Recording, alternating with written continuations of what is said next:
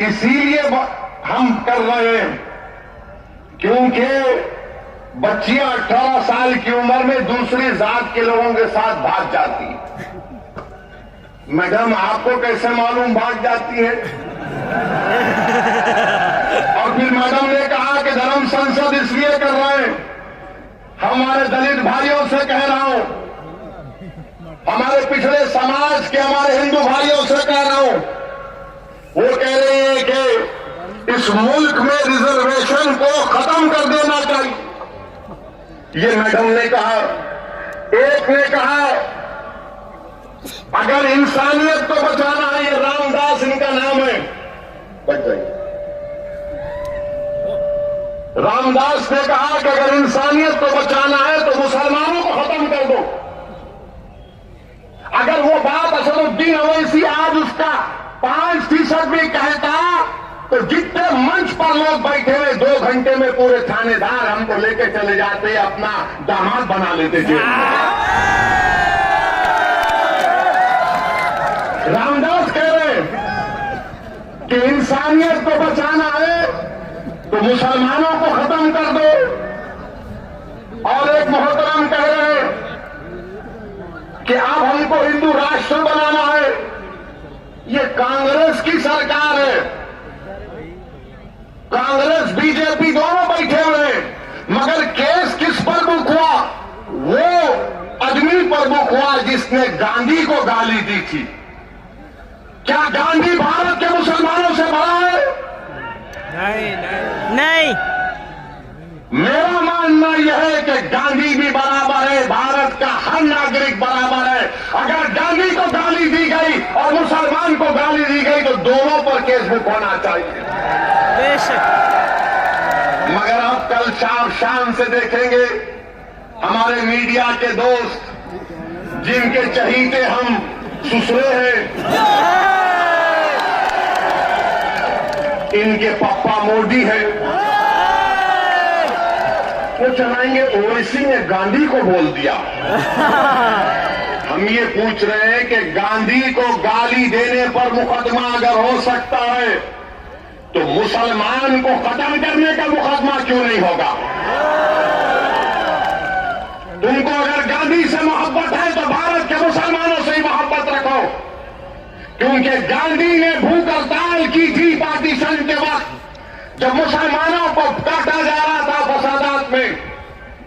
1 दिन नहीं, 2 दिन नहीं, गांधी ने कई दिन भूख हड़ताल की और इस शर्त पर अपनी भूख हड़ताल को गांधी ने खत्म किया था कि मुसलमानों की जान और माल की हिफाजत करनी चाहिए।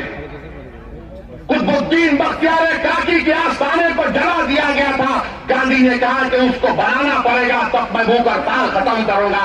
अरे गांधी से मोहब्बत है तो मुसलमानों से नफरत क्यों है? तुमको बताओ उनको। मेरे अजीज दोस्तों और बुजुर्गों, ये बात को आपके सामने इसलिए बयान कर रहा हूं ताकि ये जो रात अंधेरी है, मैं पिछले 5 साल से कह रहा हूं, मेरी तकारीर उठाकर देख लो कि अंधेरी रात लंबी रहने वाली है। ये अंधेरी रात लंबी रहने वाली है, याद रखो मेरी इस बात को। हाँ, इस अंधेरी रात में सेकुलर जहन रखने वाले हमारे हिंदू भाई आज भी हैं, जो अंधेरी रात में जुगनू की तरह चमक कर कुछ उम्मीद की शमा जलाए बैठे हैं।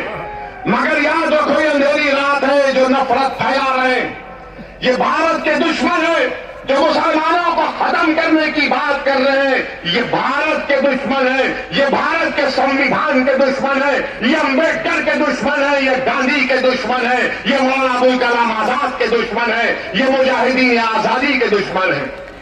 मेरे अजीज दोस्तों और बुजुर्गों, अभी जनाब शौकत अली साहब ने जिक्र किया अपनी तकरीर में कि किसी ने कहा कि असदुद्दीन ओवैसी की गर्दन को काट देंगे। मेरी गर्दन की फिक्र मत करो, मेरी गर्दन की फिक्र मत करो। मैंने तो अशहदु अल्ला इलाहा इल्लल्लाह व अशहदु अन्ना मुहम्मद रसूलुल्लाह कहकर अपनी जान को अपने रब के हवाले कर चुका हूं।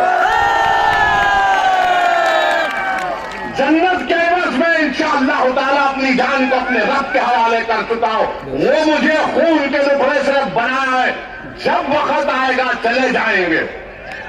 कोई नहीं टिकेगा इस दुनिया में, कोई नहीं टिकेगा।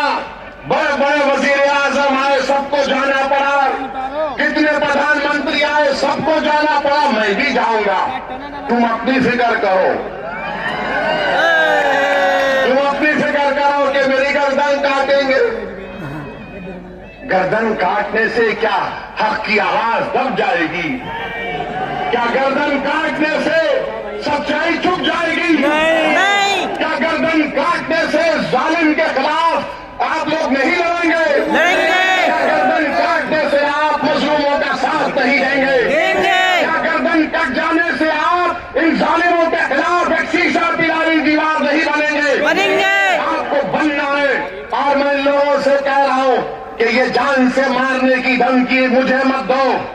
मैं जब 12 साल की उम्र का था, जब से अपने घर के सामने संघ परिवार के लोग हमारे घर के पास आकर नारे लगाते थे, मेरे छोटे भाई अकबर भी इसको जानते हैं,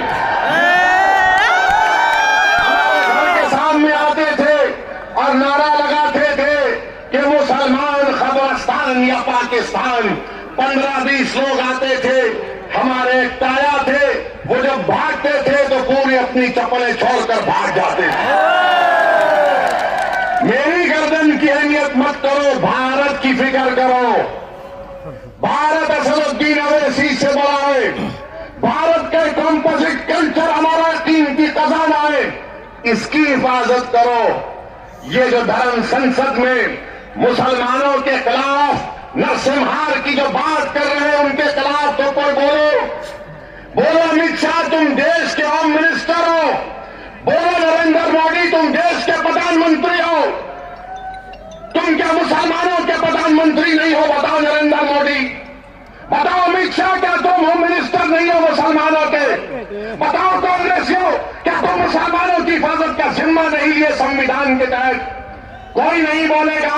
मगर जब इलेक्शन आएगा उत्तर प्रदेश का, तो एक मुसलमान से डर दिखाएगा, एक बीजेपी का डर दिखाकर मुसलमानों को बेवकूफ बनाकर और हासिल करेंगे। मेरे अजीज दोस्तों और बुजुर्गों, मेरी आपसे गुजारिश है कि आज मजलिस हिस्सेदारी की बात कर रही है। मजलिस उत्तर प्रदेश की सियासत में 19% मुसलमानों की हिस्सेदारी की बात कर रही है। अगर मैं हिस्सेदारी की बात कर रहा हूं तो Samajwadi party, BSP, Congress, BJP, RLD सबके पेट में दर्द शुरू हो जाता है। क्यों दर्द शुरू होता है? वो नहीं चाहते कि मुसलमान बराबरी पर आ जाए, वो ये चाहते हैं कि मुसलमान दरी बिछाता रहे, दरी बिछाता रहे, दरी बिछाता रहे। वो ये चाहते हैं कि मुसलमान दरी बिछाता रहे, उसको बेशर्म किया जाए, मगर उसके मुकद्दर में दरी बिछाना है। मैं तुमसे कह रहा हूं कि दरी अब तुम नहीं बिछाओगे, तुम कुर्सी पर बैठोगे और राज भी करोगे इंशाअल्लाह। तुम अपने मुकद्दर के फैसले आप कर सकते हैं। बरसों आपने समझा कि नहीं कांग्रेस का साथ देंगे, कांग्रेस हमारे मुकद्दर के अच्छे फैसले करेगी। कांग्रेस ने क्या दिया हमको? शहादत बाबरी मस्जिद, हाशिमपुरा, मलियाना दिया।